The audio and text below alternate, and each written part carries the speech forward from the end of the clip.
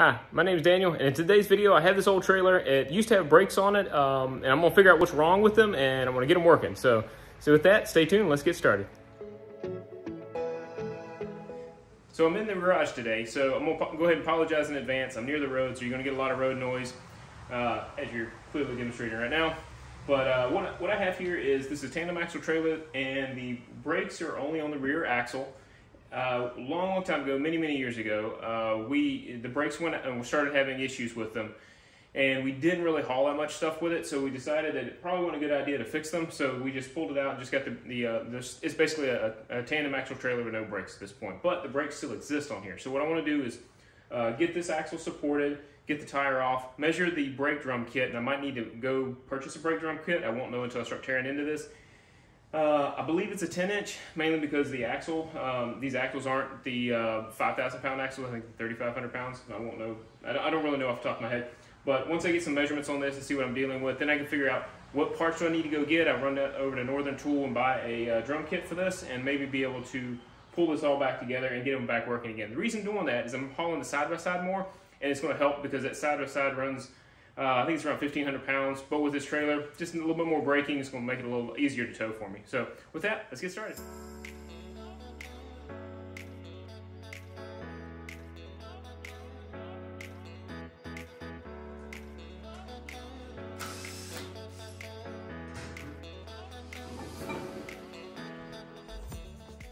So now that we've got the tire off, I need to get the, this is a bearing buddy. I need to pop this off so I can get to the cotter pin and remove that castle nut that's in there. Just kind of walk your way around using a dead blow hammer so I don't mar it. Just like that.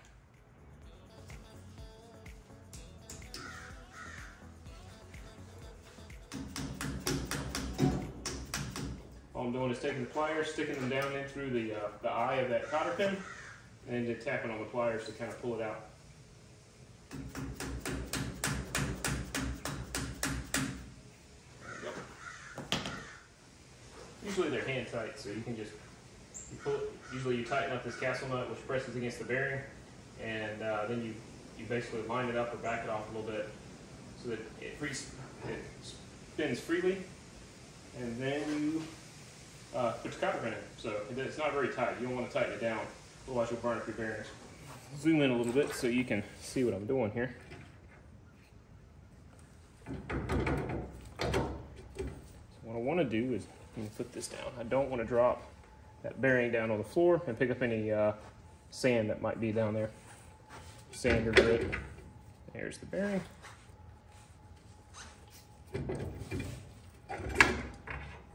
All right. This is definitely, I do believe, toasted. That I believe is toasted, so I will need to replace that. And the wires are just dissolved into nothing. But there are 1, 2, 3, 4 bolts that hold that on. So I think my plan is to replace this. I might just replace it. It's got plenty of rust on it. I don't think I want to keep it. I don't want to salvage it. So at this point, I'm going to just buy the whole assembly. And you can buy it. You can buy it 2 forms. You can buy this part, or you can buy it with the rotor. Rotor runs you a little bit more. That looks to be a 10-inch. Yep, that's a 10-inch.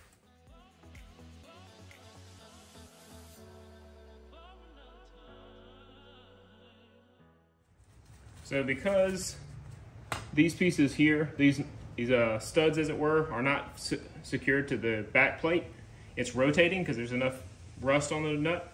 So I can't actually just take the nut off. So what I'm going to do is go to plan B, which is frankly a little more fun anyway.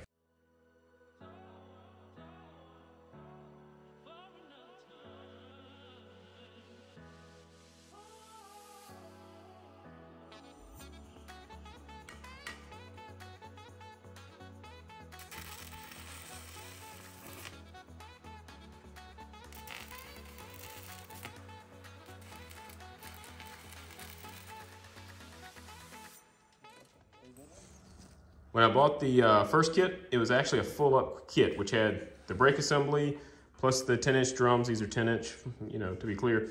These are 10-inch. And when I got it out of the box, it didn't say anything anywhere on the box what kind. It just said it was 5 lug. It didn't say what the spacing of the lug was.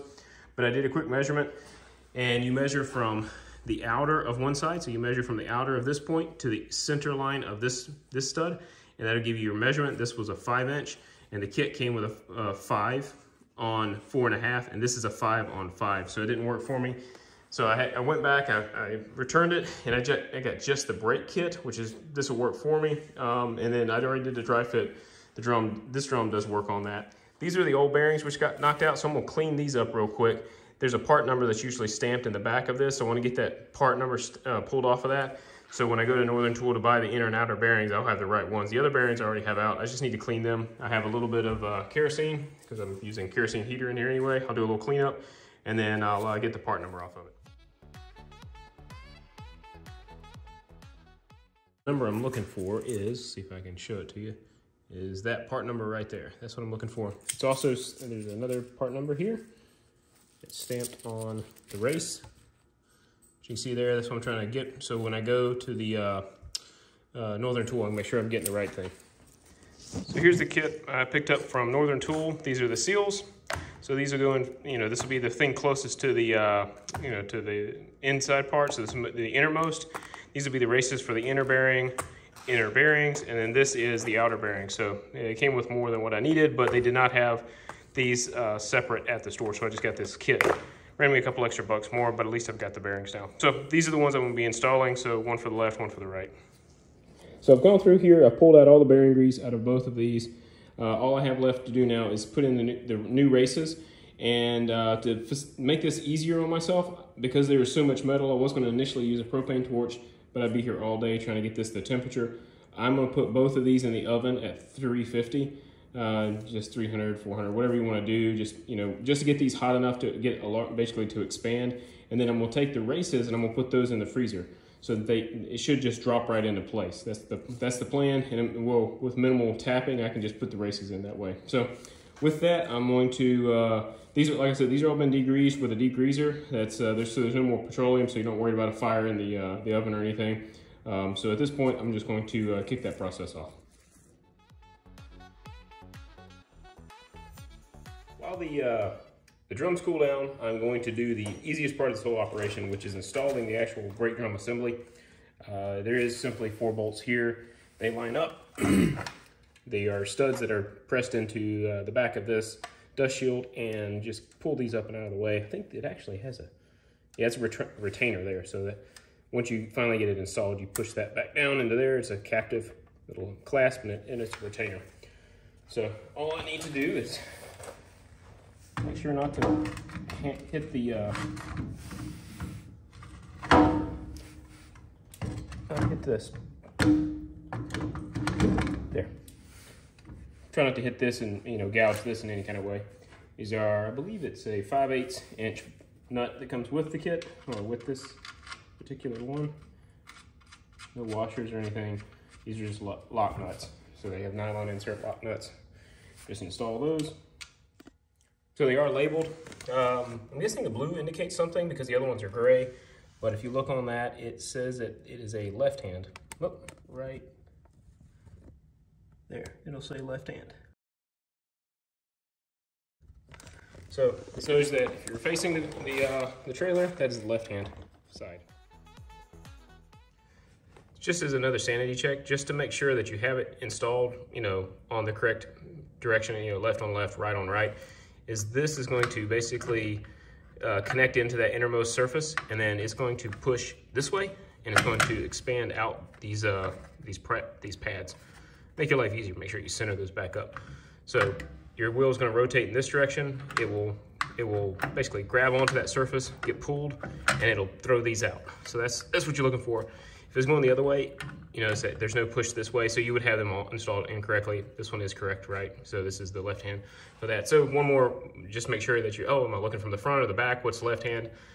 Because I would say more of like passenger driver, but they put it left hand. But just as long as you know that this will go in the direction of your tire rotation, as you're moving forward, this will go this way. This will grab and get pulled backwards as the tire rotates this way, and then it'll expand these out. So that's the right way. So the next thing to do would be to, you'll just make sure there's no burrs or anything in here, just for one last sanity check.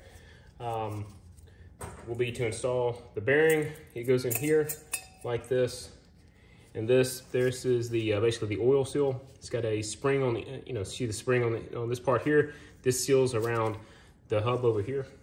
You can see that part. This basically seals up against that part, but it actually is the other way around. So it seals against that way. So this spring portion here that you see inside there, that small spring, will get installed facing the bearing. So it'll be smooth on the outside, so the spring will be inside. So before you just put it in there, you'll need to pack the bearings. I have this little bearing packer. So we'll see how this works out for me. Packs smaller bearings, but not this one. It's not this size, so we'll see how this works out.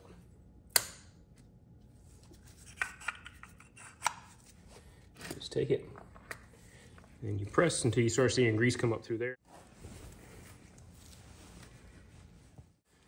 See the grease coming through there? So basically it packed it. You can also do it by hand. Most of the time in the past I've done it by hand. So at this point, we'll take some of this, and we'll put this on the outside. So what I'm using, I could not find any of the red grease, so I'm using marine axle grease for this, or marine bearing grease, sorry. And I use that because I would like it to be a little thicker, and I'm not finding much thick grease out there. The all-purpose grease I prefer to use for bearings. I use the thicker stuff when I do the first install, so it sticks to it a lot better. So you can see what I'm doing. Pre-greasing this. And also this seal in here, because it's a rubber. The seal on the outside is rubber, so I'm gonna go ahead and put that in there like that. So that is pre-greased and ready to go. I need to find a napkin. Oil on the outside of this, that'll make it help it go in a little. This is rubber. The previous one I had was a steel on the outside. So very gingerly taking the, okay, I'm recessing it, so this is the outermost surface, just so nothing rubs out there. So this gives that. I don't want to put any dry surfaces, any rubber to steel that's dry. So I'm gonna go ahead and clean this, put this on the spindle as well, so there's no tough, no metal on metal contact or metal on dry rubber contact either. Put a couple pumps down here on top of it, on top of the bearing from this side.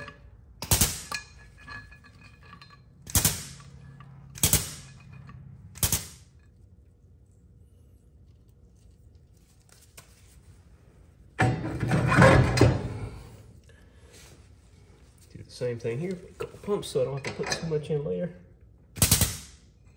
Same thing to this guy.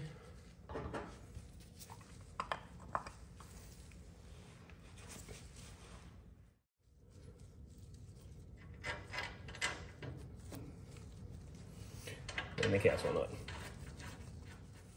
So at this point, I have a bearing buddy. This is the one that I previously used on there. We'll fill this cup up, put it on there, and then I'll start, I'll do the same thing. I'll inject some more in there.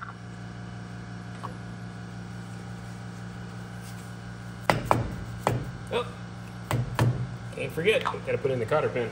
Almost forgot, that'd have been bad.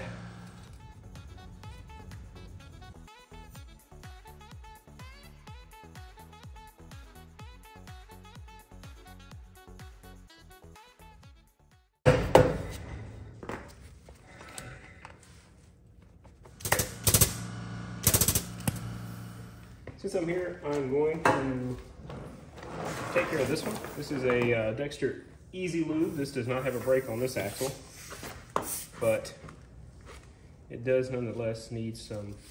My understanding, the reading, is that this goes in and it goes all the way through to the end of the spindle where the innermost bearing is, and the oil pushes out, and basically you have to rotate this. According to their website, you need to rotate it. So what it does is it repacks the bearings, because if you do not, it'll blow out that rear seal because it just gets impacted on that last bearing and pushes out. So if you continue rotating it, what it does is it continues moving that oil, the grease, and it pushes it out through here and then repacks these new bearings on the inner and outer.